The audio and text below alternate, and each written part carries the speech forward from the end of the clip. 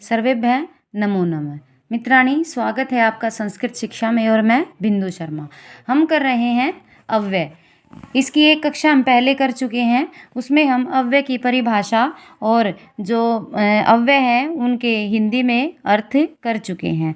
तो अव्यय और अर्थ करने के बाद अब हम करेंगे कि कौन कौन से अव्यय होते हैं और कैसे कितने होते हैं, इन सब के बारे में अब हम जानेंगे। देखिए, त्वा, ल्यप और तुमुन प्रत्यय से बनने वाले शब्द अव्यय होते हैं। एक बार फिर देख लीजिए, त्वा, ल्यप और तुमुन प्रत्यय से बनने वाले शब्द अव्यय होते हैं।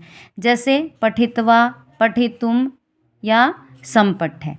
अब देखिए, प्र आदि 22 प्रादियों या उपसर्गों के साथ धातु या क्रिया रूप नहीं होते, पर ये भी अव्यय कहलाते हैं। ये आप नोट कर लीजिए। क्या? प्र आदि 22 प्रादियों या 22 उपसर्गों के साथ जो धातु या क्रिया रूप नहीं होते, लेकिन ये भी अव्यय ही कहलाते हैं। पंचमी विभक्ति के अर्थ में होने वाले तसिल प्रत्यय से जुड़े शब्द भी अव्यय होते हैं। पंचमयास तसिल, पंचमयास तसिल। जैसे सर्वधन तसिल, सर्वत, ग्रामत दोनों ओर, परित चारों ओर, उभयत दोनों ओर, सर्वत सभी ओर। उभयत धन तसिल उभयत, यत होता है क्योंकि, कुत कहाँ, मध्यत बीच में या मध्य में, और इत यहाँ से। आगे देखिए, सप्तमी विभक्ति के अर्थ को बताने के लिए त्रिल सूत्र कौन सा है? सप्तम्यास त्रिल प्रत्यय का प्रयोग होता है। ये आप नोट कर लीजिए। क्या? सप्तमी विभक्ति के अर्थ को बताने के लिए त्रिल सूत्र क्या है इसका? सप्तम्यास त्रिल का प्रत्यय का प्रयोग होता है। त्रिल या त्र प्रत्यांत शब्द अव्यय होते हैं। कौन से शब्द अव्यय होते हैं? त्र प्रत्यांत शब्द अव्यय होते हैं। जैसे किम धन त्रिल कुत्र, कुत्र का अर्थ क्या होता है? कहाँ, सर्वत्र सभी जगह, तत्र वहाँ, यत्र जहाँ, अन्यत्र कहीं और एकत्र एक और। आगे देखते हैं।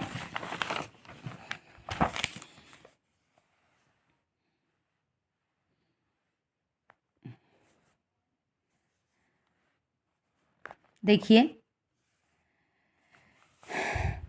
ये कई प्रकार के अर्थ के लिए प्रयोग किए जाते हैं। जैसे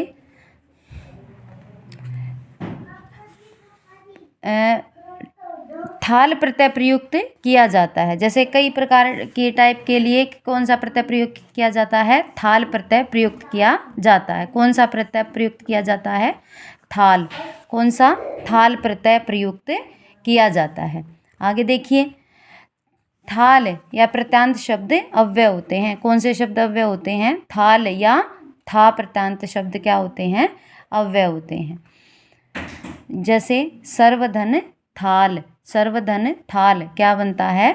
सर्वथा। जैसे जिस प्रकार, तथा, उस प्रकार, अन्यथा, ये थाल हैं, थाल वाले शब्द हैं ये, सर्वथा सभी प्रकार। जिनमें था आता है वो क्या होते हैं? वो अव्यय होते हैं।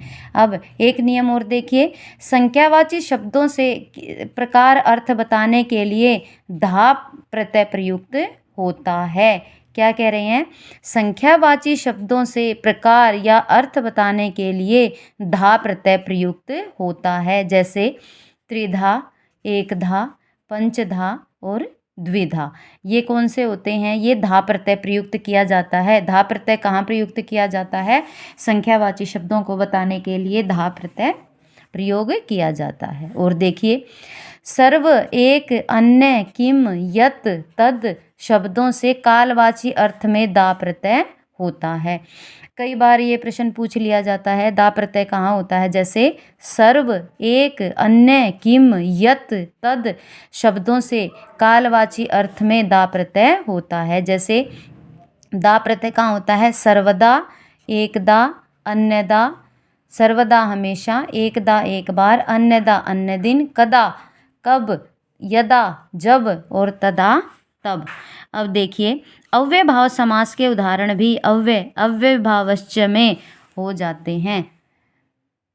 आगे देखिए, जैसे अधिहरि उपकृष्णम प्रत्यर्थम यथाशक्ति पंचगमम त्रिमूर्ति। हीलम प्रत्यय शब्द अव्यय होते हैं। रिल रिल जैसे ए तरही, यही तो, तरही तो। अब देखिए अव्यय शब्दों का वाक्य में प्रयोग कैसे करते हैं हम। यदा जब, यदा श्री राम आगच्छति तदा अहम गच्छामि। यदा श्री राम आगच्छति, जब श्री राम आएंगे तब मैं जाऊंगा। तदा तब, तदा श्री कृष्ण एकम अश्वम अपश्यत। अत्र यहाँ, अत्र एक बालक अस्ति स अत्र निवसति। अधुना अब, अधुना अहम गच्छामि, अधुना बाला पठन्ति। एव हि जलम एव जीवनम अस्ति। कदापि कभी भी, विष्णु कदापि असत्यम न वदति, कदापि अधर्मम न आचरेत। सर्वदा होता है सदा। अहम सर्वदा देवालय गच्छामि, सर्वथा सब प्रकार से। सर्वथा राष्ट्रहितम करणीयम। शनैः शनैः धीरे धीरे। स शनैः शनैः कार्य करोति, शनैः शनैः मम जीवने आगच्छ। सर्वत्र सब जगह। ईश्वर सर्वत्र अस्ति। अंतः अंदर। स्यूतस्य अंतः पुस्तकानि सन्ति। तुष्णीम का अर्थ होता है चुप। सभागारे तुष्णीम भवतु। कुत्र कहाँ। बालक कुत्र गच्छति, पवन कुत्र वहति। निश्चयेन निश्चय ही, अहम निश्चयेन कार्यक्रमे आगमिष्यामि। बहुधा अनेक बार। रमेश बहुधा संस्कृतम वदति। इतस्ततः इधर उधर। नगरे इतस्ततः वाहनानि दृश्यन्ते। बहि बाहर। रात्रौ सहसा गृहात् बहि न गंतव्यम। अब आगे देखते हैं, आगे देखिए। वृथा, वृथा होता है बेकार। वृथा क्या होता है, बेकार। वृथा, वृथा कलहम न कुरु। वृथा कलहम न कुरु। ईशत, ईशत होता है थोड़ा। ईशत हसित्वा, ईशत हसित्वा स तस्य उपहासम कृतवान। नक्तम होता है रात। ये स्टेट में ये पूछा हुआ है। नक्तम और ईशत ये दोनों के दोनों पूछे हुए हैं। नक्तम होता है रात।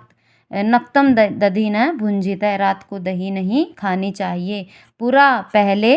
पुरा अशोक राजा आसीत। मुर्हु मुर्हु बार बार। स मुर्हु मुर्हु किम पश्यति। कुत्रापि कहीं भी। अहम कुत्रापि न गमिष्यामि। आगे देखिए। इदानीम अब। इदानीम अहम संस्कृत पठामि। अथ प्रारंभ। अथ रामायणम। अथ देखिए, अथ प्रारंभ। अथ रामायणम कथा आरभ्यते। अब देखिए अपि। अपि कितने अर्थों में प्रयोग होता है। अपि भी, अपि अतिरिक्त, अपि वाक्य के आरंभ में और अपि प्रश्नवाचक। देखिए अब इसके उदाहरण देखिए। अपि कितने अर्थों में प्रयोग होता है। अपि 4 अर्थों में प्रयोग होता है। कौन कौन से 4 अर्थों में प्रयोग होता है। अपि भी, अहम अपि ग्राम गच्छामि। अतिरिक्त, अस्ति में सहोदरे अस्त्रो अप्येतेषु। और वाक्य के आरंभ में अपि सन्निहितो कुलपति। और अपि क्या क्या होता है, प्रश्नवाचक। जब अपि आगे आ जाता है तो क्या बन जाता है, प्रश्नवाचक। ये कई बार कई एग्ज़ाम में भी आया हुआ है कि अपि कितने अर्थों में प्रयोग होता है। अब ये कई अव्यय हैं जो कई कई अर्थों में प्रयोग होते हैं। देखिए इति। इति स्वरद्योतक, कारण द्योतक, क्योंकि, प्रातिपदिक अर्थ में और उपसंहार अर्थ में। अब स्वरद्योतक, शब्द स्वरद्योतक में देखते हैं। कूजंत राम रामेति मधुरम मधुराक्षरम। आगे देखिए कारण द्योतक। कारण द्योतक क्या होता है। वैदेशिको अस्मिति पृच्छामि, क्योंकि के अर्थ में। पुराण मित्येव न साधु सर्वम, प्रातिपदिक अर्थ में। दिलीप इति राजेंद्र। और उपसंहार अर्थ में इति प्रथमो अंक, इति द्वितीयो अध्याय। तो इति कितने अर्थों में प्रयोग होता है। ये होता है छः अंकों में ये छः तरीके से प्रयोग होता है। एक शिवर्दोतक, कारणदोतक, क्योंकि अर्थ में, प्रातिपदिक अर्थ में और उपसंहार अर्थ में। तो देखिए आगे देखिए, इव तरह उपमा अर्थ में, वाग अर्थिव संप्रक्तो और उत्प्रेक्षा अर्थ में, पश्चामीव पिनाकिनम लिम्पतिव तमो अंगानी। अब देखिए नूनम असंदिग्ध रूप में और निश्चय ही, नूनम त्वया तत्र गंतव्यम, और निश्चय ही नूनम स सत्यम वदति। अब माँ कितने में प्रयोग होता है? एक में निषेध, पापे रति माँ कुरु, कैलव्यम माँ स्म गम पार्थ। तो माँ किस में होता है? निषेध में। कदा होता है कब में, स कदा विद्यालयम गच्छति या कदा गमिष्यति। कुतः कहाँ से, कुतः समायातो योगी, तत्र किस किस अर्थ में प्रयोग होता है? वहाँ आदर अर्थ में और कारण अर्थ में। तो ये तीन तरीके से प्रयोग होता है। वहाँ के अर्थ में स जयपुरे पठती तत्र निवसति, आदर के अर्थ में तत्र भगवान काश्यप, और कारण के अर्थ में तत्र हेतु स्वद ब्रह्मवर्चस्वम। अब देखिए संप्रति कैसे प्रयोग होता है? अब और अधुना, संप्रति गम्यताम विद्यालयम, अयि संप्रति देहि दर्शनम। अब यदा का अर्थ होता है जब, यदा सूर्योदय भवति स पाठम पठति, और यथा जिस प्रकार, स यथा वदति तथैव करोति, वह जैसा बोलता है वैसा करता है। यथा देवदत्त तथा विष्णुदत्त अस्ति। अब तथा किस प्रकार? उस प्रकार, स तथा कार्यम करोति, स यथा वदति तथा करोति। अब विना कैसे प्रयोग होता है? विहीन या अभाव के अर्थ में, ज्ञानम विना न मुक्ति। आगे देखते हैं,